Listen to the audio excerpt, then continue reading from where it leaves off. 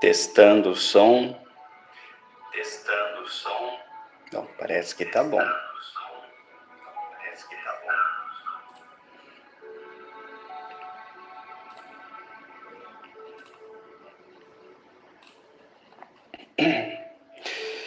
Olá, pessoal, boa noite. Como é que está aí para vocês o som e a imagem? Belezinha?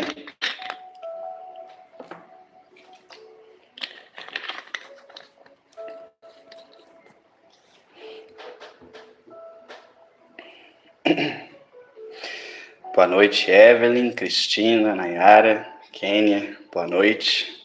Sejam bem-vindas. Me digam aí como é que está o som, a imagem. Tá bacana aí para vocês? O som de fundo tá alto, tá baixo, tá atrapalhando, não tá? Me digam aí para que eu saiba.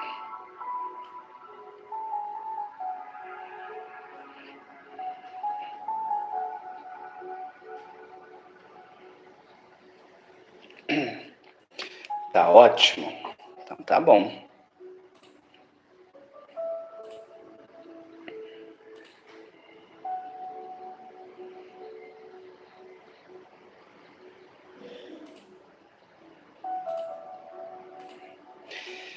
Beleza. Então vamos lá, quem quiser colocar algum assunto, vamos bater um papo, né? Então vamos lá. Evelyn, gostaria que você falasse sobre Xumirim. Espíritos de criança vão para o umbral? Bom, são duas coisas diferentes. Geralmente eu não comento muito sobre Xumirim porque eu não conheço. A gente não trabalha com Xumirim aqui. Eu nunca tive uma experiência, eu nunca tive um contato.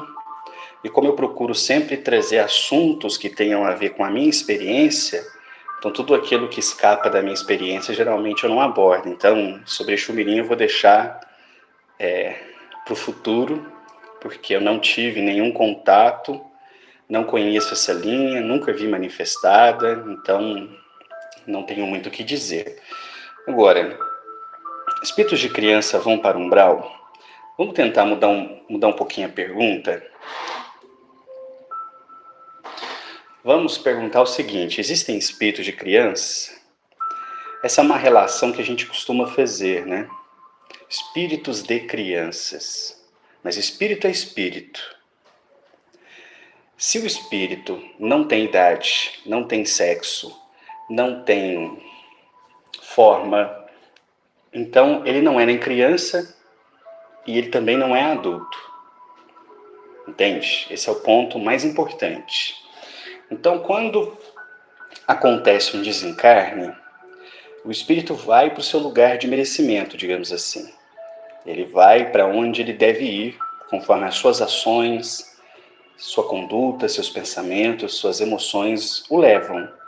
É assim que cada espírito do outro lado encontra sua própria morada. É o resultado daquilo que fez em vida. A maioria dos espíritos que desencarnam ainda na infância, conservando, portanto, a forma infantil, eles geralmente são socorridos, são amparados, são levados para colônias, etc. Mas nem sempre. Isso depende muito do espírito. Imagina, por exemplo, uma alma como a do Hitler. Aí ele reencarna. Aí ele desencarna como criança. E aí, o que será que aconteceria com ele do outro lado? Então a gente tem que lembrar disso. Antes de pensarmos no desencarne da criança, do jovem, do adulto, do velho, a gente tem que pensar no espírito que está ali, no tipo de vida que ele levou aqui na Terra, o tipo de vida que ele levou no passado, seu grau evolutivo, etc, etc. Isso é extremamente complicado, mas sim, algumas crianças vão para o umbral também. Deixa eu ver o que mais. Danilo, Valdirene, Idinei, boa noite, sejam bem-vindos. Miriam, boa noite. Tá travando? Opa, espero que não. Aqui para mim parece que tá tudo normal. Rosiane, boa noite. Ninha, não tá nos grupos? Que pena. Infelizmente os grupos enchem muito rápido, né? Mas você pode participar dos grupos de reflexões, que sempre tem algumas vagas. Eu sempre deixo o link deles ativo nos últimos vídeos. Mas de tempos em tempos vai mandando mensagem, porque quando abre uma vaga a gente insere logo uma pessoa, ok? Alan, boa noite. Pessoal, fiquem à vontade se vocês quiserem propor algum assunto. A gente vai trocando uma ideia aí, beleza?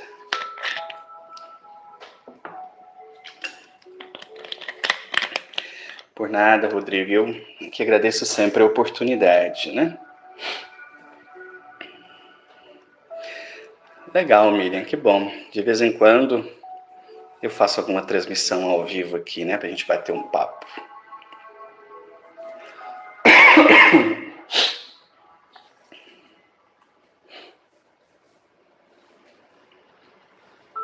Rita, boa noite.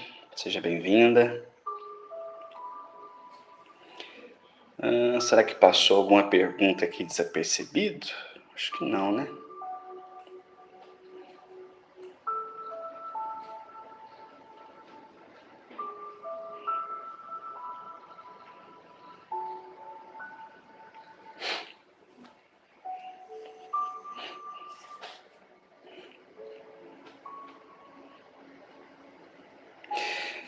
Arnaldo, boa noite. Levei a amiga ao terreiro e não gostou porque Tranca-Rua perguntou como ela estava. A perspectiva dela era que ele dissesse como ela estava. Pode isso?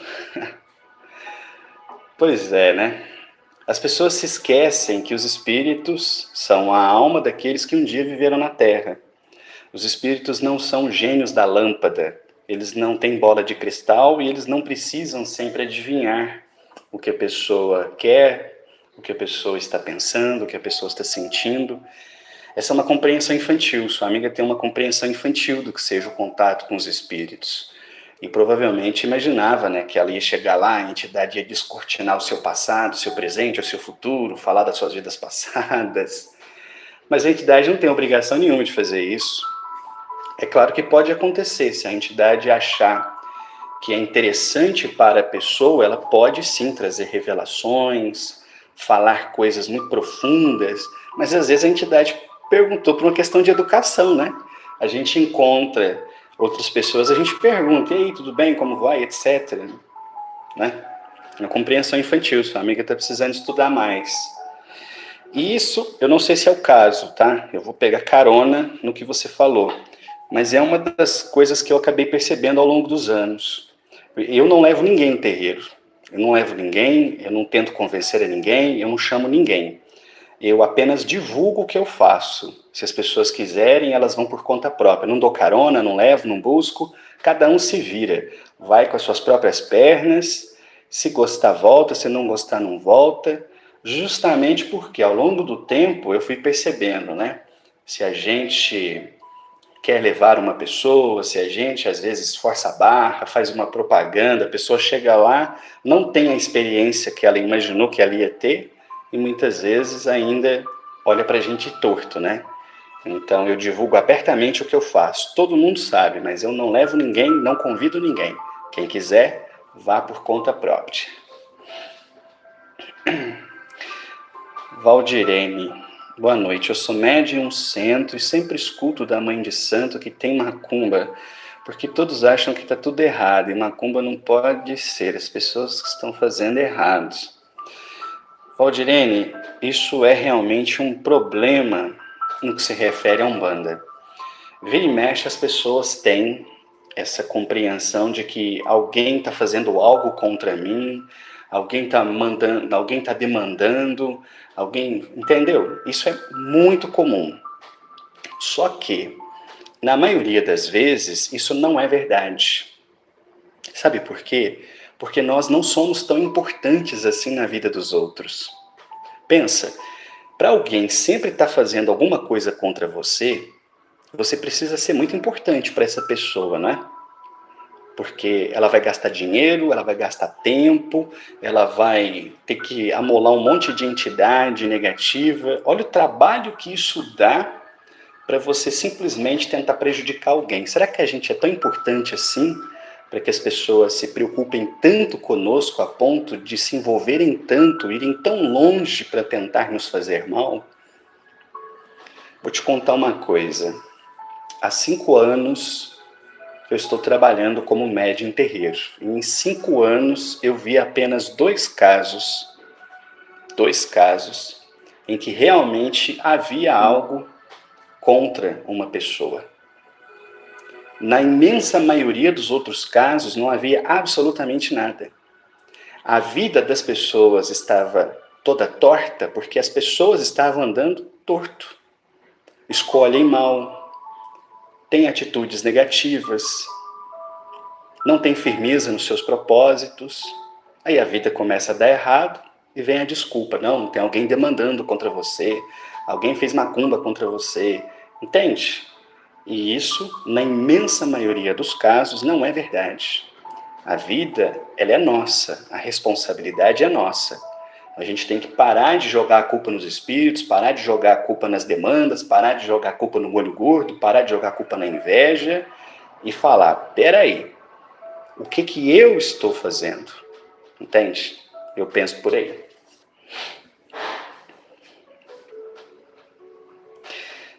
Deixa eu ver o que mais. Opa.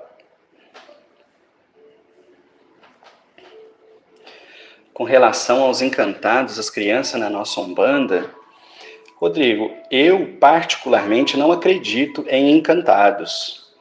Eu acho que os espíritos de crianças são espíritos que desencarnaram na infância. Então, eu não acredito nisso de encantados. Eu nunca conversei com uma entidade que desse qualquer crédito a essa ideia. Então, embora essa seja uma visão muito comum, especialmente em São Paulo, ela não faz eco com a nossa realidade aqui. Então, eu particularmente não acredito nisso. Denise, boa noite. Gostaria de saber se você pode falar um pouco da evolução de suas incorporações, se houve alguma diferença entre as primeiras incorporações e as das atuais. Denise, eu não vou dizer para você que a incorporação mudou, eu vou dizer para você que eu mudei. Se eu comparar a pessoa que eu sou hoje com a pessoa que eu era quando eu comecei a trabalhar mediunicamente, há um desnível, entendeu? Uma diferença muito grande. Então eu não vou dizer que a mediunidade mudou, eu vou dizer que eu mudei. E se eu mudei enquanto pessoa, eu mudei enquanto médium. A maturidade que eu tenho hoje é muito maior do que a maturidade que eu tinha quando eu comecei.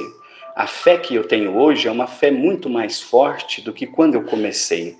Então isso naturalmente produz uma incorporação muito mais forte, uma incorporação muito mais intensa, mas não porque a incorporação mudou. Quem mudou foi o médium.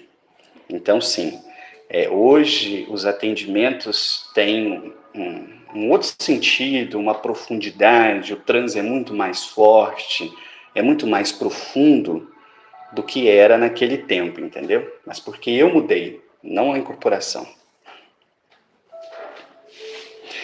Miriam, quando sonhamos com entes queridos encarnados, são encontros ou só sonhos? Pode acontecer as duas coisas. Muitas pessoas dão, no meu ponto de vista, um excessivo valor ao sonho. Eu, particularmente, sou uma pessoa que praticamente não dou valor nenhum para sonho. Já várias vezes eu já disse para os guias, se vocês quiserem um dia falar alguma coisa para mim, vem, me intui, fala na incorporação, mas não através de sonho. Por quê?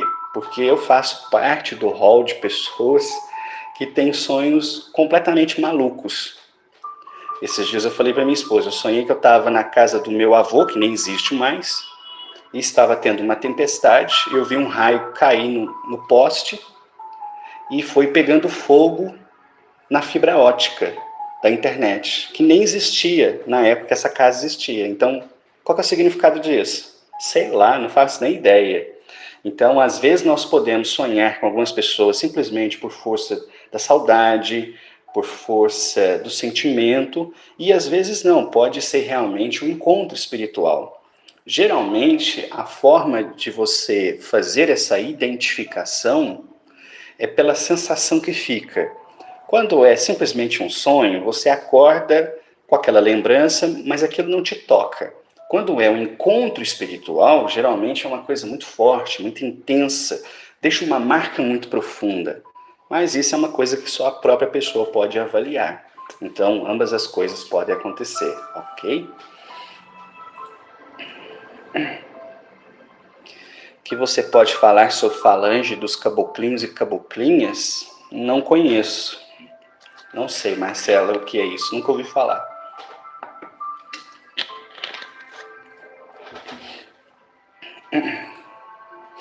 Rodrigo, morava em Três Corações e por motivos de trabalho vim para João Pessoa, na Paraíba. Achei um terreiro, porém sinto que a cada dia parece que me afasto mais da mediunidade. Olha, Rodrigo, eu diria para você que altos e baixos na mediunidade são coisas muito comuns. Agora a questão é entender, e isso só você pode fazer. O que está acontecendo na sua vida para que você esteja se afastando dessa mediunidade? Não acredito que se deva a fatores externos, são quase sempre fatores internos. Entendeu? Talvez essa mudança tenha feito algum abalo emocional, alguma coisa assim, mas é uma coisa assim a ser analisada e analisada com cuidado. Por que é que eu estou afastando? Então, é alguma coisa aqui dentro que precisa ser compreendida.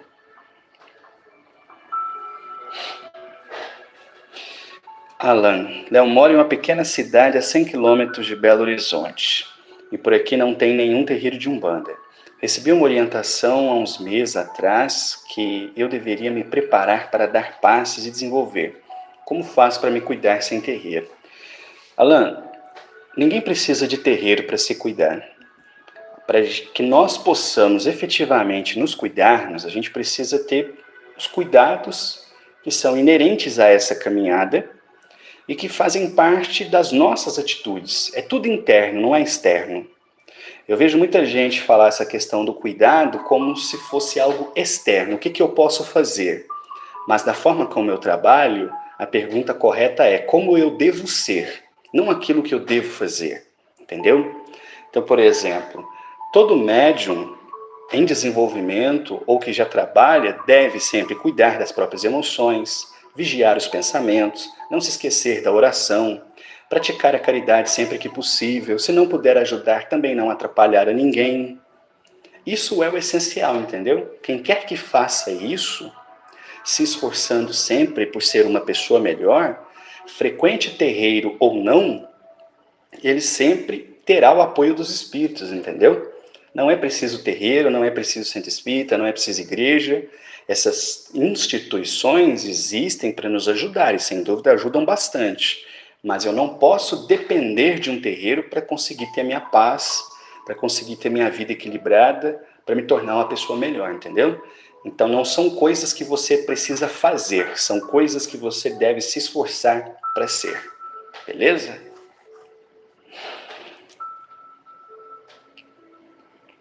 Herbert, boa noite. Por nada, Arnaldo. Chabe Rio, boa noite. Desenvolvo há 2 anos na corrente do terreiro. Nesse tempo houve a incorporação em 4 oportunidades de forma muito rápida. Existem dias que não sinto nada. É normal essa demora? Depende de uma série de fatores. Como, por exemplo, como é esse desenvolvimento, quanto tempo ele dura, qual é a frequência. Tudo isso interfere.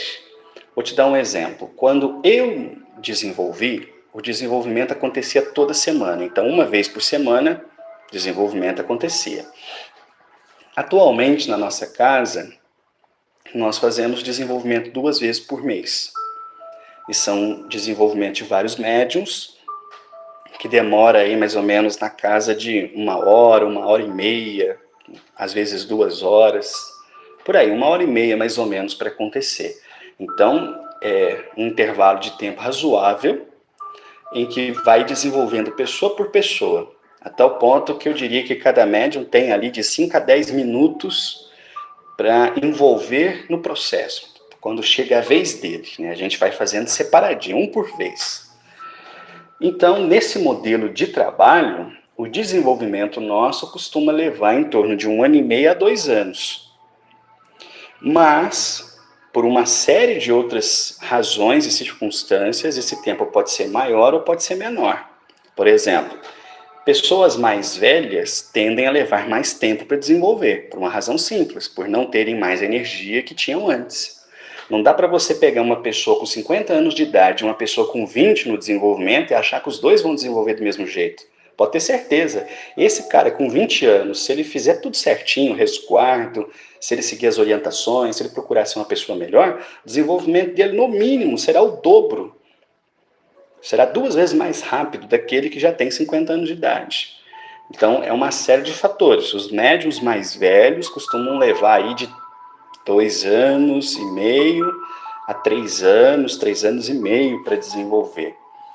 Mas não existe tempo mínimo e máximo.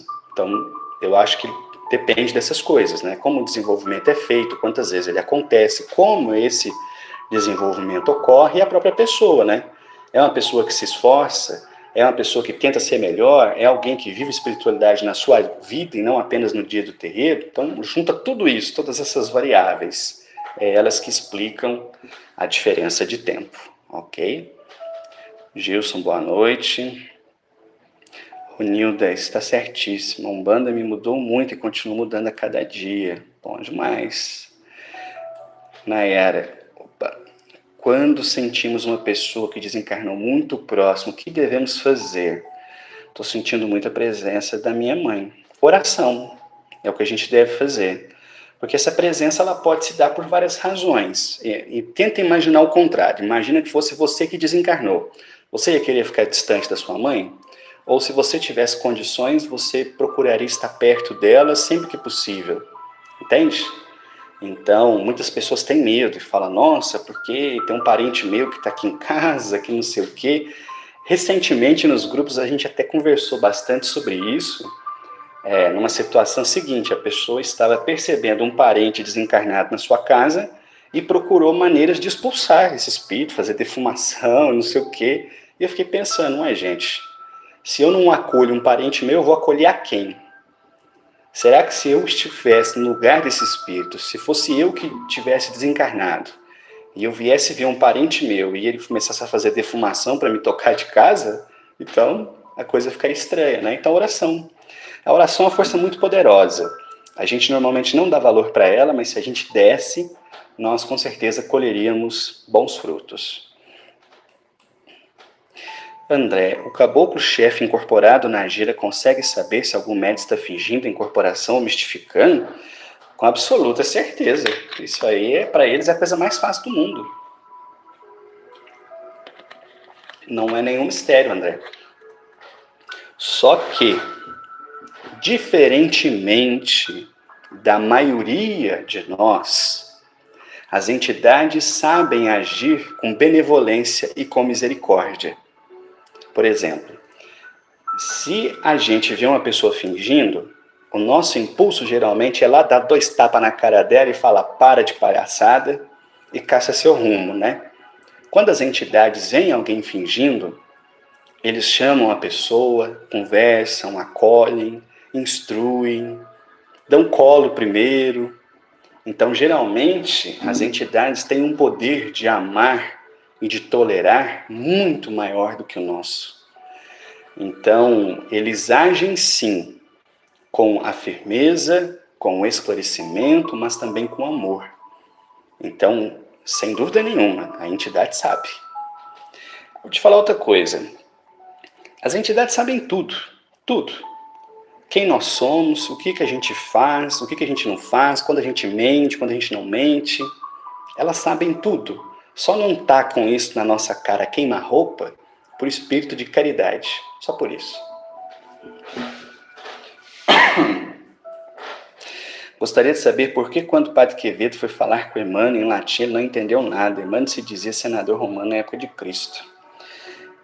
Herbert, eu não conheço esse episódio. Eu nunca ouvi falar que o padre Quevedo fosse conversar com Emmanuel, até porque Emmanuel não costumava incorporar no Chico, a não ser quando fosse dar alguma mensagem em reuniões privadas.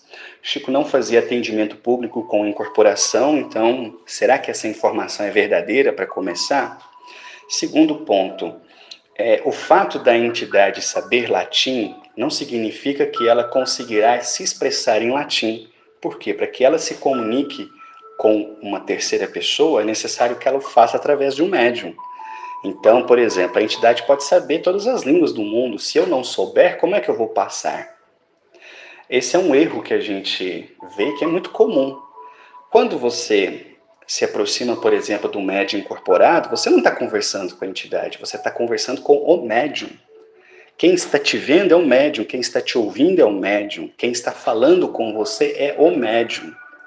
A diferença é que, quando está no transe mediúnico, o médium recebe o impulso da entidade, recebe a energia, recebe o pensamento da entidade, interpreta em seu cérebro e então passa a informação, entendeu?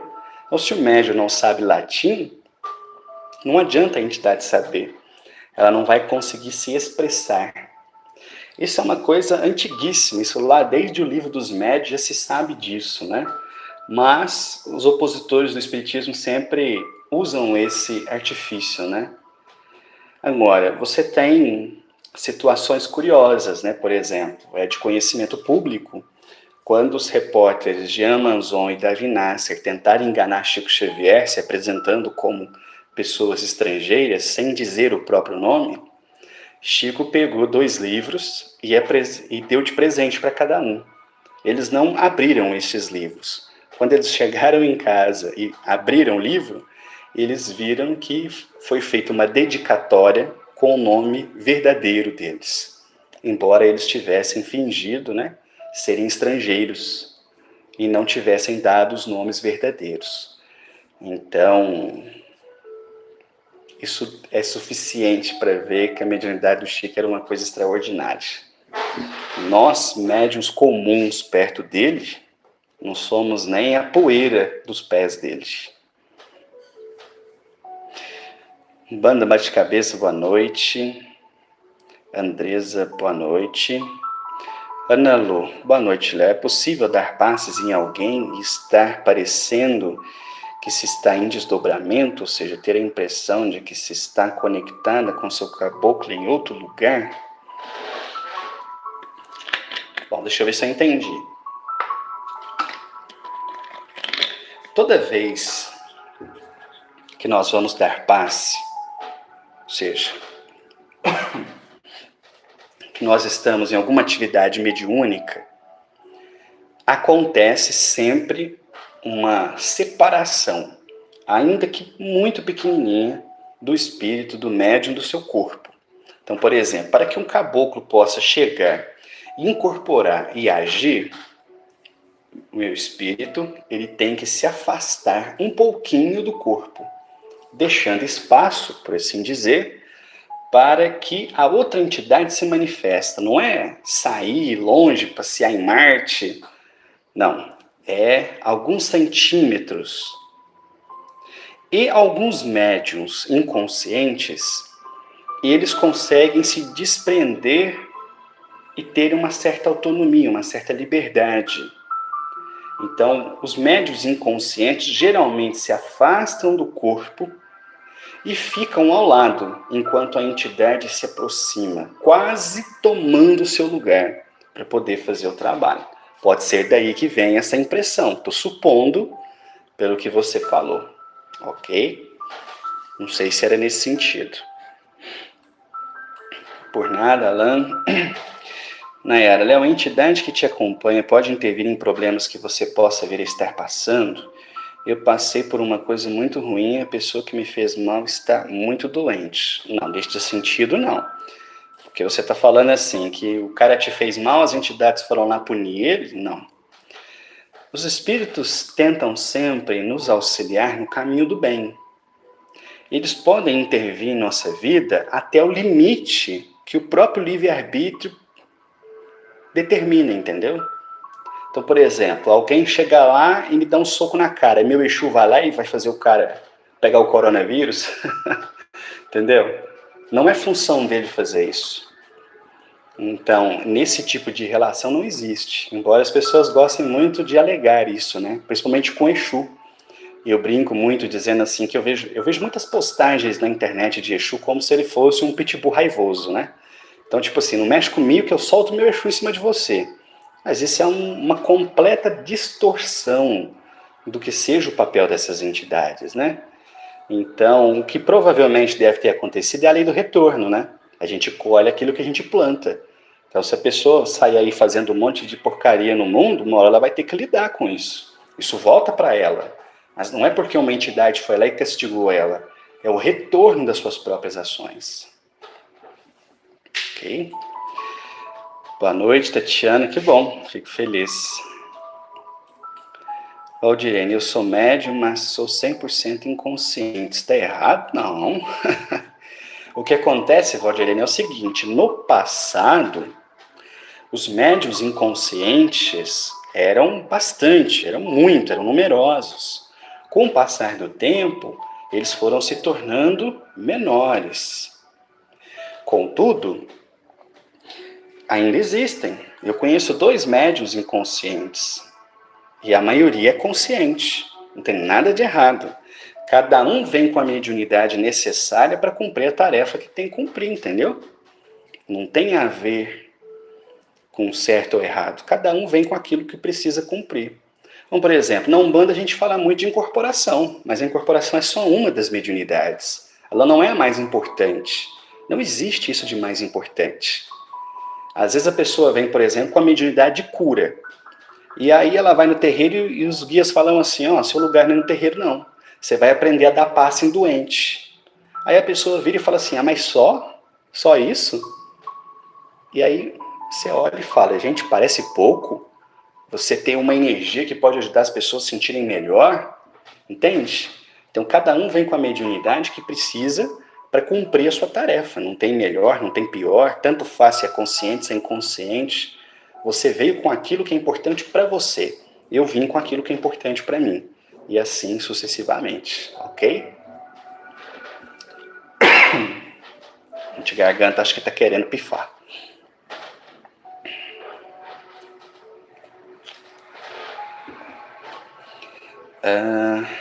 Rosélia, boa noite. Tatiana, mas tem casos de médios ignorantes que incorporaram e saem falando em uma língua que não conhece. Como é isso? Então, ele não conhece hoje, nesta encarnação, mas em algum momento ele conheceu essa língua. Entendeu? Isso está nos arquivos do inconsciente do médium. Então, por exemplo, se na minha vida passada eu morei na França, e se eu sou um médium inconsciente, que é o que geralmente acontece, então a entidade pode sim se expressar em francês, porque eu já tenho a matriz dessa língua no meu inconsciente. Mas supondo que eu nunca tivesse vivido lá na França, nunca vivi, eu posso ter a mediunidade que for, eu posso ser 300% inconsciente. A entidade não conseguirá falar em francês, porque não tem essa matriz no meu inconsciente, não está na minha cabeça, entendeu? É por isso que existem esses fenômenos curiosos. Então, quando o médium se expressa numa língua que não é a sua língua mãe, ou ele sabe falar essa língua no presente, ou ele aprendeu isso no passado, está nos seus arquivos do inconsciente. Mas se ele nunca tiver falado essa língua, esquece. Nunca vai se comunicar naquele idioma. Jabe, esse afastamento do espírito do corpo que você falou que ocorre na incorporação, como podemos treinar isso? Meditação? Não, é entrega, fé, confiança. O velho sempre me ensinou assim, uma frase que eu repeti muito nas reflexões. Ele dizia assim, filho, não é inconsciência. Aliás, ele dizia assim, filho, não é a consciência que você tem que perder, é a fé que você precisa ganhar. Fé, entrega, dedicação, interesse. É um processo natural. Não é algo que eu tenho que treinar. Não é algo que eu vou falar, não, eu vou tentar fazer isso, eu vou tentar fazer aquilo. Não adianta nada. É interno. E basicamente se resume na fé. Então, o médium que se esforça em ter uma fé viva, uma fé pulsante, uma fé que faça com que ele se... Ó, eu vou contar uma coisa aqui, pode soar prepotente, mas foi uma experiência que me deixou muito pensativo. Uma das alunas chegou para mim e falou assim, professor, qual que é a sua religião? E eu perguntei, por quê? E ela me disse, porque você é diferente. E eu falei, diferente como? Ela disse, não sei, mas você tem uma paciência, uma calma que é diferente. E eu sei que se eu tenho alguma paciência, se eu tenho alguma calma nesse sentido, é resultado de tudo aquilo que eu estudei, de tudo aquilo que eu vivi, do contato com as entidades, do trabalho no bem, entende? Eu estava dando aula, não falei nada sobre espiritualidade, e ela disse, tem alguma coisa diferente em você. Então é isso que a gente precisa buscar. Seja no espiritismo, na Umbanda, tá, eu preciso ser diferente. Mas diferente de quem? Diferente do João, do José, do Pedro? Não, diferente do que eu sempre fui. É nisso que a gente consegue melhorar a nossa mediunidade. Com a fé, fé viva. André, no início do meu desenvolvimento eu sentia muitas vibrações fisicamente, coração acelerado, arrepio, suor. Hoje em dia, após 2 anos desenvolvendo e incorporando, estou sentindo muito menos. Absolutamente normal, André, por 2 razões. Primeiro, você já percebeu que quando você, por exemplo, come alguma coisa que você nunca comeu antes e você gosta, aquilo vai te dar um pico de prazer, uma sensação maravilhosa que nunca mais vai se repetir, tanto faz quantas vezes você come aquilo? Você já parou para perceber, por exemplo, quando você faz uma viagem, você chega num lugar que é deslumbrante, você tem um encantamento que depois nunca mais vai se repetir, não importa quantas vezes você visite? Então, por um lado, essa é a explicação. Quando nós temos uma experiência diferente, uma experiência intensa, o nosso cérebro registra isso e passa isso para o corpo de uma forma muito frenética. Isso é pelo lado físico. Pelo lado espiritual, o que acontece é uma situação diferente. O que acontece é, normalmente, as entidades gastam muita energia para que a gente não desista. Então é por isso que a carne pula, né? Aqui os médiuns falam muito, quando vai incorporar parece que a carne está pulando. As mãos ficam incontroláveis, às vezes fecha terrivelmente, soam ou ficam gelados, né? O coração parece que vai ter um infarto. Por quê? Isso é uma forma da entidade dizer, eu estou com você, este caminho é para você. Depois que a pessoa trilha o caminho, não é necessário mais que ela faça isso, entendeu? Porque isso exige um consumo muito grande de energia, tanto do médico quanto da entidade. Para quê? É como algumas pessoas que eu conheci na vida. Essas pessoas chegavam numa reunião de psicografia e recebiam uma carta de um familiar. Carta cheia de detalhes, falando coisas que o médium nunca poderia saber. Elas quase engolem a carta, de tanto que elas apertam aquilo, tanto que choram em cima, aquele é avassalador. Passa 2, 3 meses, a fé dela está lá embaixo. Se ela vai tentar uma psicografia e não consegue, ela já começa a se questionar. Será que foi verdade? Será que essa carta é genuína? Entendeu? Então, quando recebeu foi lá em cima, passou, depois foi lá para baixo. E eu, particularmente, sempre tive uma coisa comigo. Eu preciso ver uma vez só. Se eu vi uma vez, se eu comprovei uma vez, acabou. Não precisa me provar mais. Esse é o grande drama dos médiuns na Umbanda. Eles frequentam, eles têm fenômenos, eles presenciam coisas extraordinárias. Mas se em toda a gira ele não vê a mesma coisa, se ele não sentir a mesma coisa, ele acha que alguma coisa está errada. Não. É dinâmica do trabalho espiritual, é assim mesmo, entendeu?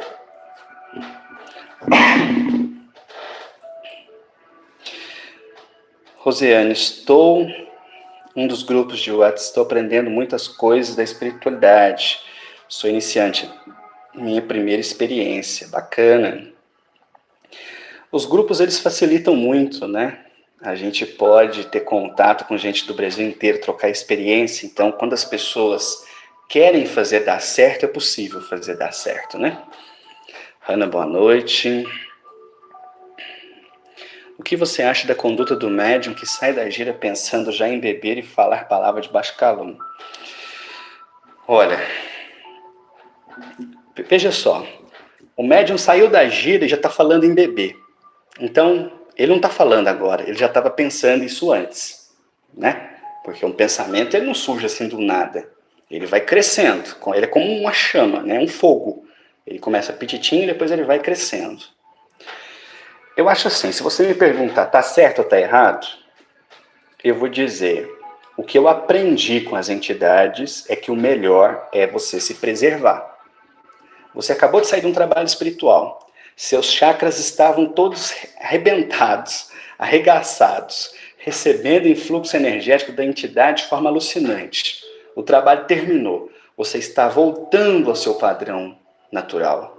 Você acabou de ter uma experiência religiosa. Dá para deixar a gandaia para outro dia, não dá não? Dá para deixar a farra para depois? Eu penso assim. Eu acho que o mais adequado é o médium se preservar. Terminou a gira, vai para casa, toma um banho, come e cama. É isso que eu aprendi com os guias. André, parabéns pelo trabalho. Umbanda e os youtubers de Umbanda precisam serem mais humildes.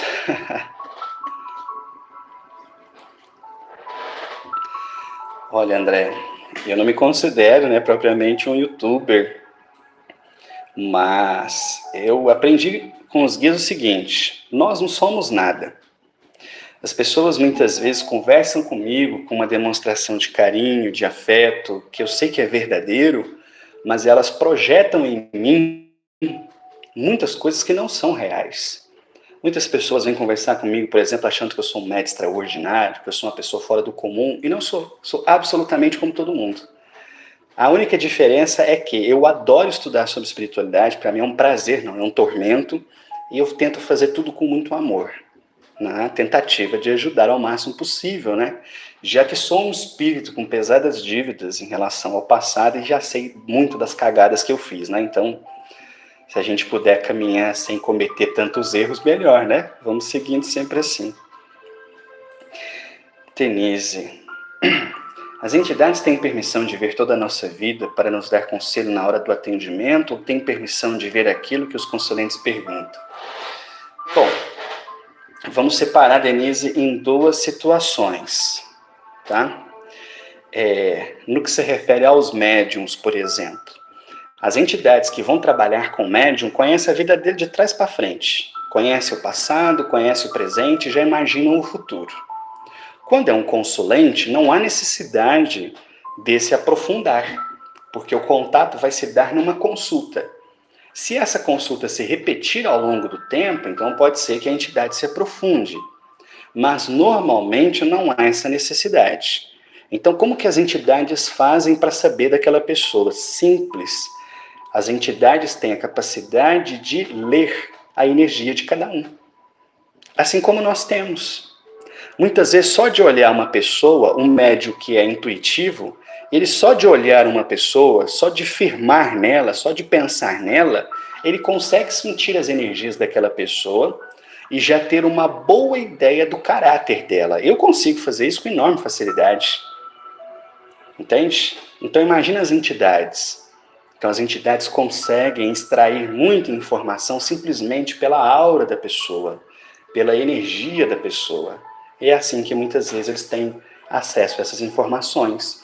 Mas não é a única forma. Existem, por exemplo, muitos casos em que a pessoa chega no terreiro acompanhada por um parente desencarnado. Muitas vezes esse parente ele vai na frente e já fala com as entidades, estou trazendo meu filho aqui, ele está bebendo muito, ele anda brigando muito com a família e tal. Então o parente já passou para a entidade o problema. Quando o consulente chega, a entidade olha e fala, filho, tem que maneirar na bebida, né? E a pessoa já regala o olho dizendo, nossa, mas como que ele sabe que eu bebo? Entendeu? Tem muitas e muitas formas diferentes das entidades obterem essas informações. Por nada, Nayara. Romilda, oi. Tatiana, durante um trabalho de energização ou de passe no terreiro, o que o médium deve pensar enquanto a entidade atua? Em absolutamente nada. Se o médium pensa em qualquer outra coisa, ele corta o fluxo, ele interfere. Então, por exemplo, quando eu comecei a trabalhar, alguém lá atrás me perguntou isso, a minha incorporação era mais ou menos assim. Eu me sentia levemente diferente do meu estado de vigília e eu tinha a impressão de que uma voz me dizia: levanta, senta, vai para frente, vai para trás, põe a mão aqui, põe a mão ali, fala isso, fala aquilo. Era como se fosse um ditado. Eu tinha a impressão de que alguém me dizia o que fazer.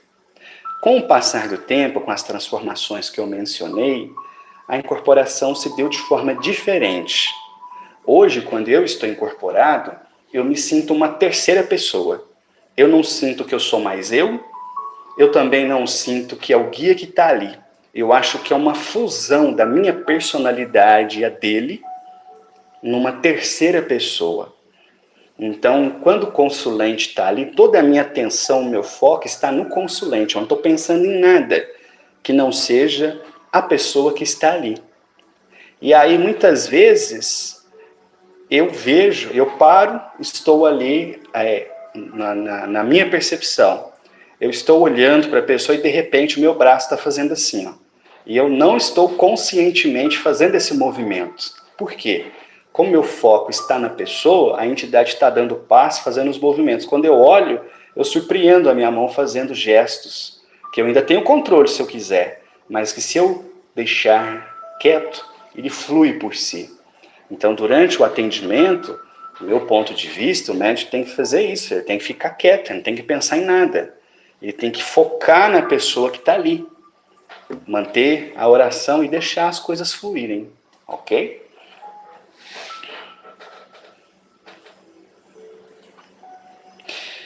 Você pode esclarecer para os médios o perigo do uso do álcool e de outras drogas, mesmo que lícitas, como o álcool e o cigarro? Isso é um problema danado. Hoje em dia, eu escrevi um texto sobre isso, não sobre isso propriamente, mas sobre o álcool, né?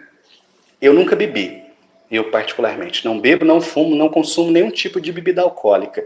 Nunca gostei, não é por causa da religião, eu nunca gostei. E com o passar dos anos, eu fui percebendo como o consumo do álcool se tornou uma coisa comum. Eu trabalhava com muitas pessoas que diziam assim: nossa, sexta-feira, hoje é o dia de tomar gelada e não sei o quê. Eles não iam lá e bebiam como eu estou bebendo essa garrafinha. Opa, bebi, beleza. Eles bebiam até envermelhar os olhos, até enrolar a língua. Muitas vezes deitava na cama, dormia depois o dia inteiro. E isso foi se tornando um hábito tão comum que hoje é socialmente aceito. A gente não para pensar no quanto o álcool é destrutivo, entende? E o mesmo vale em relação ao cigarro. Hoje é normal, todo mundo fuma, você vai lá, acende cigarro, pá. Mas a pessoa pensa, bom, meu pulmão foi feito para respirar, não foi feito para pôr fumaça lá dentro, né? Então, alguma coisa está errada. Então, quando eu comecei na Umbanda, eu ficava pensando uma coisa que eu tenho certeza que todo médium já pensou. Aí, será que eu vou aprender a fumar? Será que eu vou aprender a beber porque as entidades bebem e fumam? E eu sempre brinco dizendo, eu tenho mais raiva hoje da bebida e do fumo do que eu tinha antes da Umbanda. O fato das entidades fumarem e beberem não fez com que eu fumasse, não fez com que eu bebesse. Eu continuo não gostando. E não recomendo a ninguém fazer uso de álcool ou fazer uso de cigarro. Eu nunca vi nenhuma entidade falar que isso é bom, que ajuda. Pelo contrário, eu vejo muitas pessoas com problema com álcool, problema com fumo, que procuram o terreiro para pedir um tratamento. E as pessoas confundem, né, o uso ritualístico, energético, religioso com o uso recreativo. Recreação essa que em algum momento vai se tornar um vício, né? E, detalhe importante, vou falar isso com muita clareza, não existe transformação de energia sem perda. Não existe isso de, o meu guia bebe e leva tudo. O meu guia fuma 10 charutos, eu nem fico com o cheiro de charuto. Isso é mentira. Mentira, não existe. Sempre fica resíduo, sempre fica, é matéria, ué. Quando o Exu vai lá e bebe um marafo, essa bebida não desce pela sua garganta, desaparece e vai parar lá na entidade. Ela vai continuar na sua barriga. A diferença é que a entidade retira a parte energética, mas a parte material vai ficar lá. Tanto é que termina a gira e vai todo mundo para o banheiro urinar. Então fica no corpo, não existe essa que não fica. Quando eu comecei, quando eu tinha uns 2 anos mais ou menos que eu estava trabalhando no terreiro, eu pensei muito em desistir. Porque eu comecei a notar que os meus dentes estavam amarelando. Os meus dentes sempre foram extremamente brancos. E eles foram perdendo um pouco do branco. Por quê?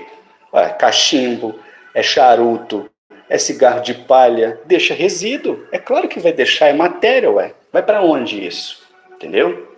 A energia a entidade leva, mas o resíduo fica. Não tem como não ser assim.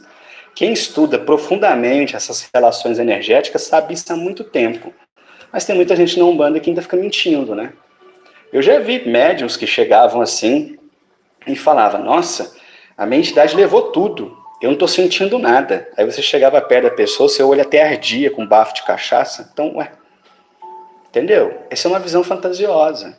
Então, a gente tem que tomar, sim, muito cuidado. Uma coisa é a entidade fazer o uso, outra coisa é acontecer um abuso. Abuso. E se houver abuso, você vai sentir. O corpo é seu, ok? Boa noite, Felipe. André, como o médium Umbanda pode desenvolver a psicografia? André, médium é médium. Onde ele trabalha, muda apenas a forma, entendeu? Então, eu já vi gente falar assim, médium de Umbanda não pode psicografar. Primeiro que não existe médium de Umbanda, médium espírita, médium é médium.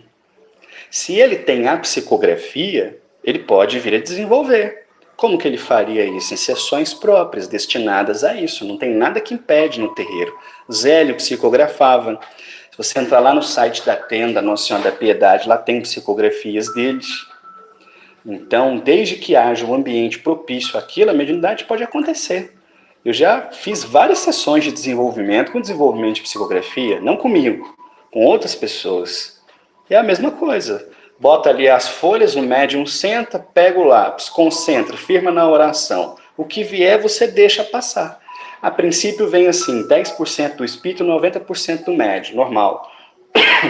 Mas vai fazendo aquilo durante muito tempo, pronto, chega uma hora que começa a vir nomes, começam a vir as mensagens certeiras, objetivas, entendeu? Médio é médio.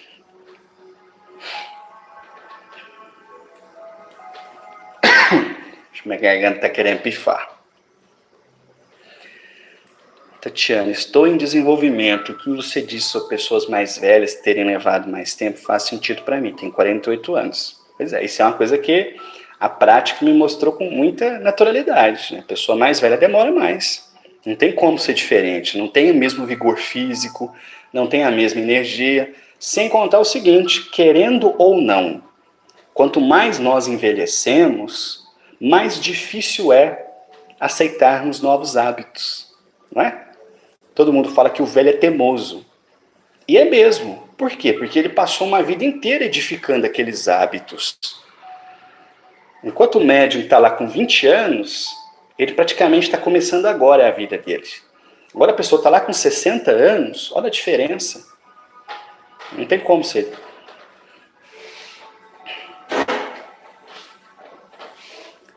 Ah, não.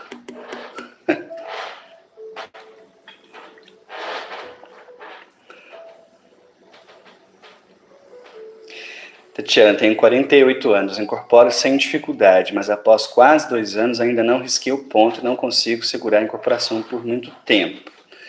Há algo que eu posso fazer para ter mais energia? Não bebo, não fumo e faço preceitos. Não, é a fé. É o que eu comentei mais cedo, a fé. Esse é o diferencial, a fé. Fé. Algumas pessoas me perguntam assim, o que é fé? E eu entendo assim, fé é a confiança na bondade divina. Confiança. Eu sei que Deus é bom. Eu sei que Deus me ampara. Eu não tenho dúvida disso. Eu não visto branco pensando que eu estou desolado. Entende? Se eu tenho confiança na bondade divina, eu tenho que ter confiança em mim, eu tenho que ter confiança na casa que eu estou, eu tenho que ter confiança nos guias que estão comigo. Confiança. Entendeu? Fé e confiança. Conceição, boa noite. Obrigado, Léo. Aprendi que você nunca bebe nem fuma sozinho, pelo fato de espíritos obsessores. Não, nem sempre, né? Assim, criou-se realmente uma atmosfera muito negativa, como se assim, se os obsessores ficassem o tempo todo atrás de quem fuma, de quem bebe, isso também é exagero, não é assim que funciona. Mas em algumas situações pode acontecer, pode acontecer. Mas a questão nem é muito por isso, né? Assim, não tem nada contra beber. Eu sempre aprendi com os guias, assim, se você gosta de beber, você pode beber, mas beba com moderação, não seja bebido, entendeu? Porque quando você é bebido, quando você perde o controle do seu copo, daqui a pouco você perde o controle até do seu intestino, entendeu? Jennifer, boa noite, gosto da sua franqueza em falar, sei como é e já passei por isso, abusei e sinto, mas nunca mais aprendi a lição, pouca bebida e cigarro. Eu também, eu também já abusei, já errei, já sofri muitas consequências disso, né? Até, Jennifer, o problema não é errar, né? O problema é continuar errando. Eu acredito muito naquele ditado que fala assim, a primeira vez é erro, a segunda vez é escolha. Então, eu acho que a gente tem que tomar muito cuidado. E não existe transformação de energia sem perda. É o que você paga. E não é só isso não, vou dar outro exemplo. Eu falo isso, muita gente acha que é mentira. Desde que eu comecei na Umbanda, minha barba branqueou todinha. Eu tenho 35 anos, minha barba está quase completamente branca, sabe por quê? Energia vital. Energia vital. Cansaço durante os trabalhos, 20 pessoas para passar com guia, haja força. Isso vai embora. Faz parte. Valdirene, eu trabalho num terreiro, queria que você falasse sobre médiums que mata bicho e passarinhos, porque eles falam que os caboclos que pediram, eu acho isso uma ilusão, né? Olha, Valdirene, vamos separar as coisas. Você tem, por um lado, uma cultura africana que tem muito essa questão do sacrifício, e ela tem toda uma representatividade lá dentro, que isso é muito comum nos candomblés, e que também é muito comum nas casas de Umbanda, que puxam mais para o lado afro, que puxam mais para o lado do candomblé. Tá? Agora, do ponto de vista espiritual, eu nunca conversei com uma entidade que me pedisse para fazer sacrifícios, ou que falasse que aquilo é importante, que eles precisam disso, que eles querem isso. Eu nunca derramei uma gota de sangue. Nem para caboclo, nem para preto velho, nem para Exu, para nada. Eu não faço padê para Exu, eu não ponho café para preto velho. Aqui em casa não tem nada disso. O que eu tenho para dar para as entidades sou eu. Meu corpo, minhas forças, minhas energias. É isso que eu cedo. Se isso aqui não estiver bom para eles, então que procure em outro lugar. Mas mais do que isso, eu não vejo necessidade. Ok? Rodrigo, Léo, meus guias não usam álcool, apenas sempre pedem água, mas nunca bebem. Mas utilizam fumo e eu odeio fumo. É normal não trabalhar com álcool? Rodrigo, a questão é a seguinte. O álcool é uma energia muito forte para limpeza. Geralmente, as entidades que fazem uso do álcool são entidades que trabalham muito com limpeza, com descarrego, com desobsessão, entendeu? São serviços mais pesados que exigem uma quantidade enorme de energia. Enorme. Então, eles precisam tirar essa energia de algum lugar. E aí eles tiram do álcool, entendeu? Agora, se a entidade trabalha mais com cura, se a entidade trabalha mais com conselhos, com orientações, se a entidade trabalha mais com uma energia a nível mental, por exemplo, geralmente ela não faz uso de álcool, ou faz muito pouco, e também faz pouco uso do fumo. Então não tem a ver com certo e errado. Cada entidade tem que ter as ferramentas necessárias para fazer o que ela precisa fazer, entendeu? Esse é o X da questão. O que não pode é a gente aqui na Terra querer ditar para a entidade. Por exemplo, você falou assim, eu odeio fumo. Eu também, detesto. Se eu estou numa gira, não me incomoda. Mas se alguém passa fumando aqui na porta de casa, eu posso estar lá no quarto, no fundo, que meu nariz detecta. Mas uma coisa é eu não gostar enquanto pessoa, eu tenho todo o direito do mundo. Mas se eu interfiro, querendo que o guia também seja como eu, aí é um problema, entendeu? Então, se a entidade bebe ou não bebe, se ela fuma ou não fuma, isso diz respeito muito mais à forma como ela trabalha, ao tipo de trabalho que ela executa, do que propriamente é uma questão de ser certo ou errado, entendeu?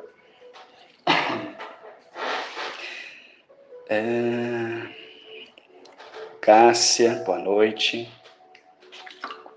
Danilo, boa noite.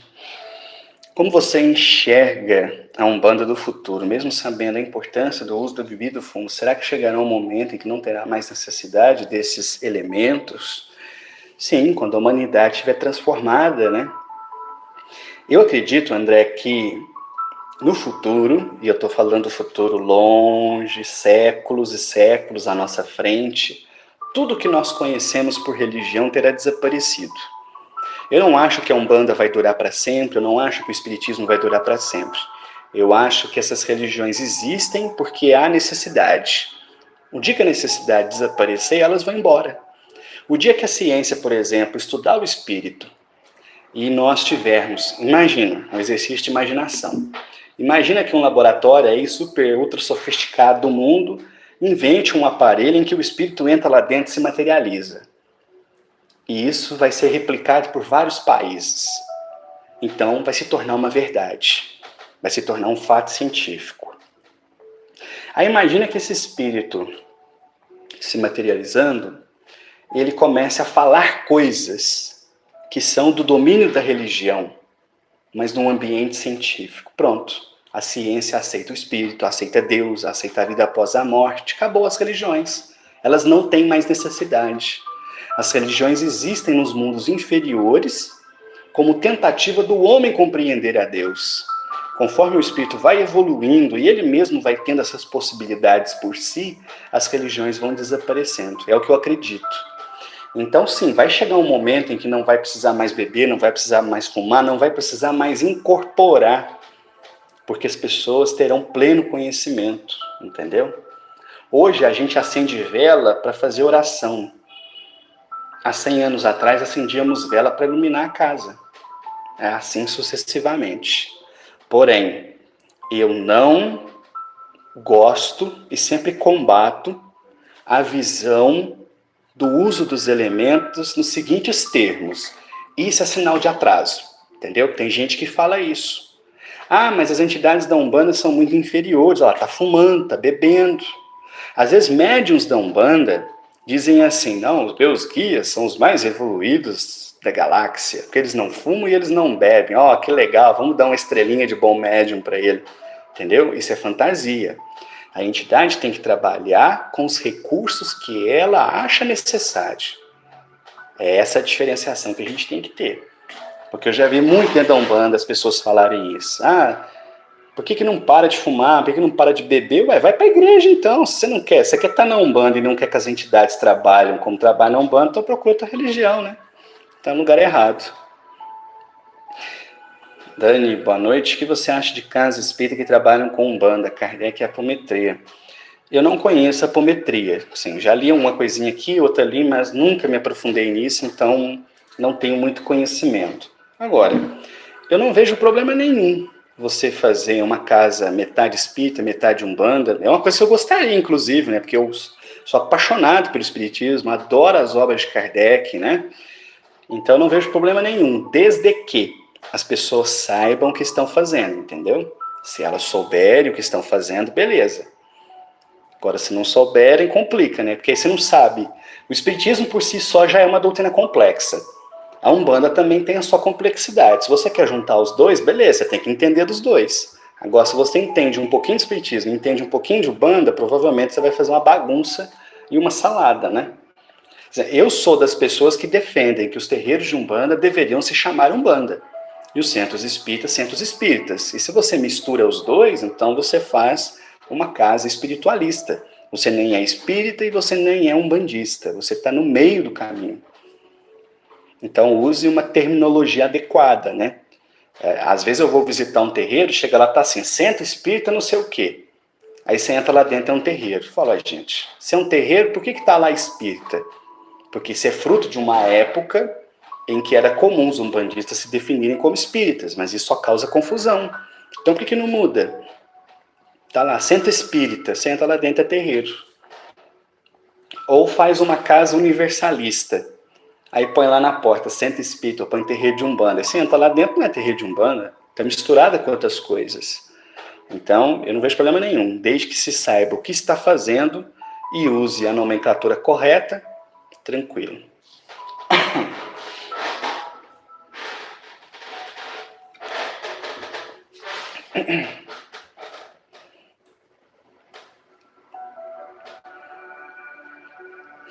Denise, qual o componente do UAU que a entidade utiliza? Qual é o tipo energético que existe no UAU que pode ser utilizado no espiritual?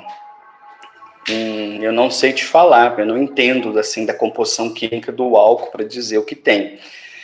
Mas eu já vi das entidades falar da força que vem da cana. A força que vem da cana. Mas eu não sei se dizer se está na glicose, se está não sei o quê. Eu não sei. Não, glicose não, né? Se está na glicose, se está na sucarose, o que seja lá. Não sei te dizer. Mas eu sei que eles dizem que é uma energia muito poderosa que eles tiram. Inclusive, eu já passei várias vezes por uma experiência que o Exu pegava, por exemplo, um copo de uísque e punha na garrafa e falava assim, bebe. Aí eu bebi e senti aquela coisa forte. Aí ele falava, põe de novo. Eu punha. Aí ele deixava no chão e falava, espera 5 minutos. Depois ele falava, bebe. Eu pegava, bebia e eu sentia nitidamente que o álcool caiu. Muito, drasticamente. E aí eu perguntava, o que aconteceu? E ele dizia, eu tirei a energia do álcool. O que você está bebendo é só o que sobrou da energia. Entende? Eu já passei por essa experiência, é muito interessante. Os Exus gostam muito de fazer isso, pelo menos por aqui. Por nada, Denise. André, concordo com você, as religiões desaparecerão, mas a palavra de Jesus não será revogada. O dia que aprendermos a amar ao próximo e perdoar os inimigos, não precisaremos mais de religiões. É verdade, eu acredito nisso.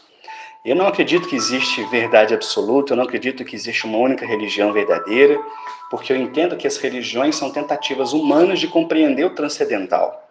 E é por isso que elas mudam através do tempo. Eu gosto de olhar as religiões, eu tenho um apreço pelas religiões, porque hoje em dia o que está na moda é espiritualidade, né? Então, religião parece uma coisa de gente besta, de gente ultrapassada. Não, religião é muito importante. Ela tem muita coisa boa para fazer em nosso mundo ainda. Mas eu olho a religião como um caminho. O que importa não é o caminho, o que importa é o destino.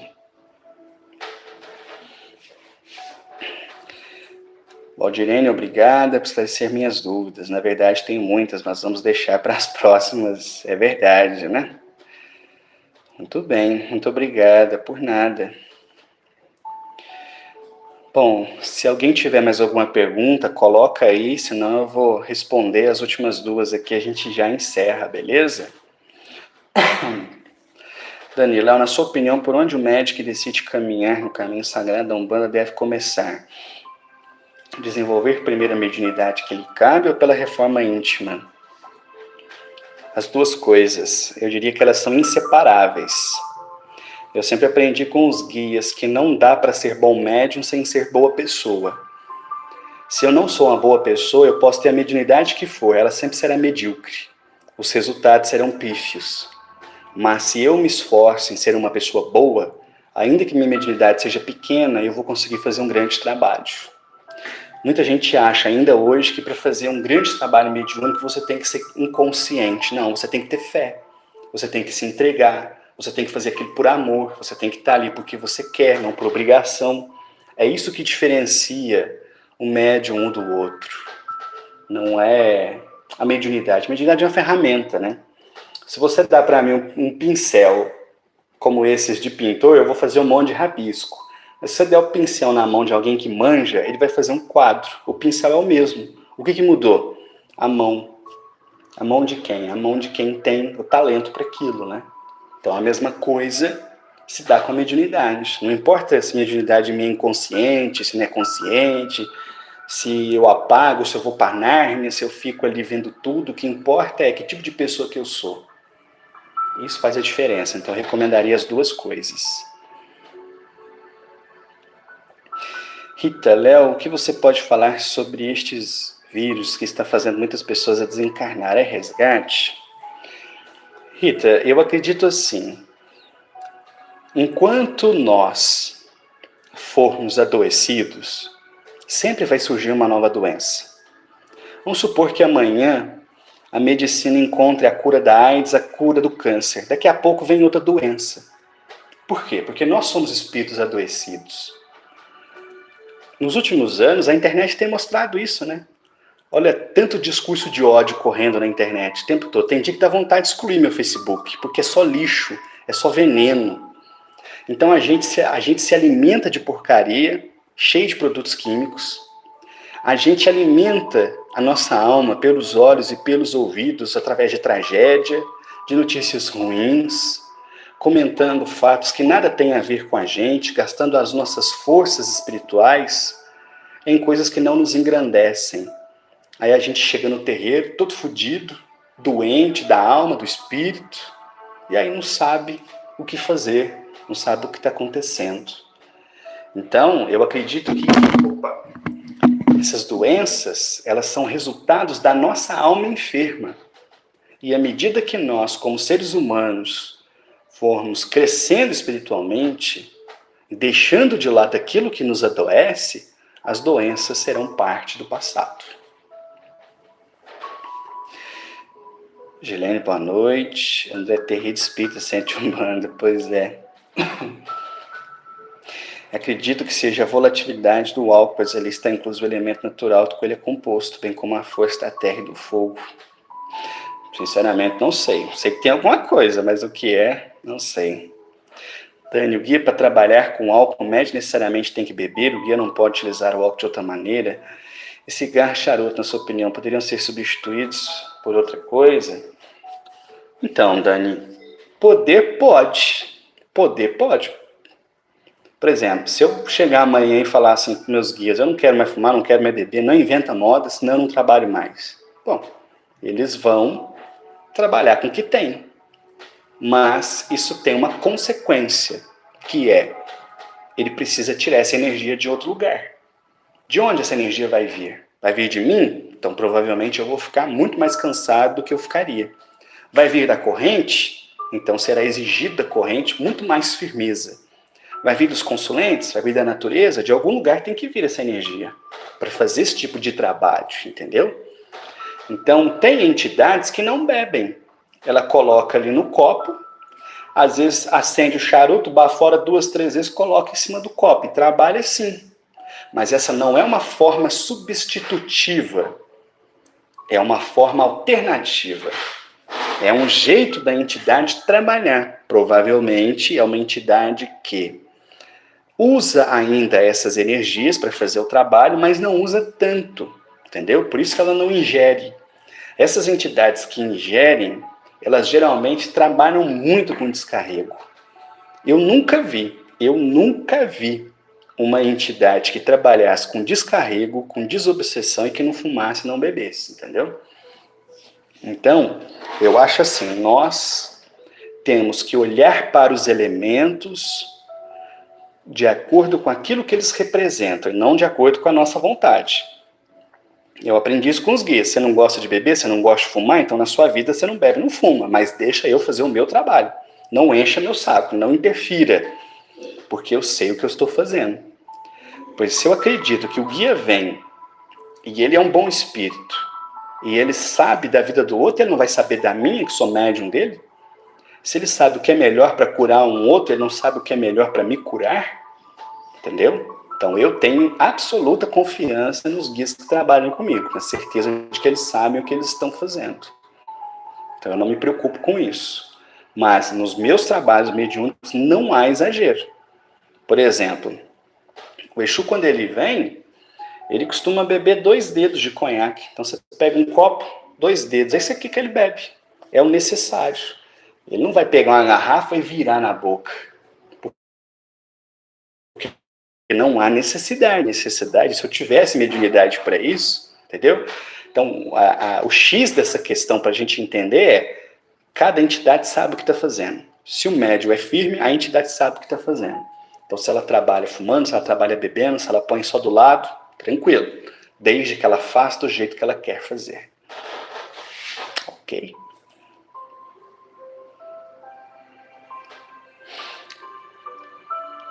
Que bom, Denise. Agradeço, Danilo. Por nada, André. Por nada, Ednei.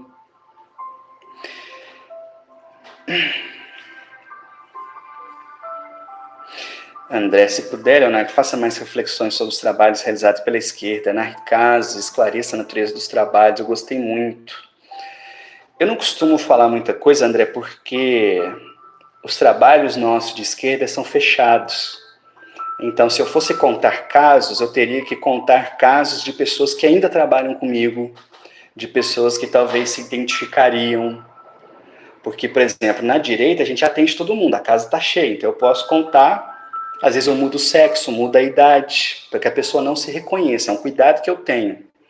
Mas se eu for falar da esquerda, eu vou ter que falar com pessoas que ainda estão ali, entendeu? Mas vou pensar, se eu tiver algum que eu possa falar, eu trago.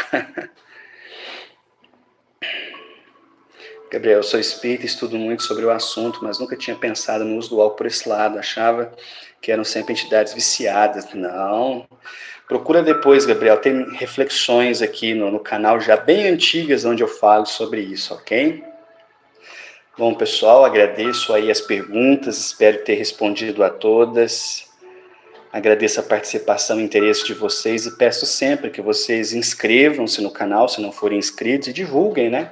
De repente tem alguém no perfil de vocês no Facebook que gostaria de saber essas coisas, quem sabe vale a pena, né? Então, muito obrigado, boa noite a todos e até a próxima. Fiquem bem.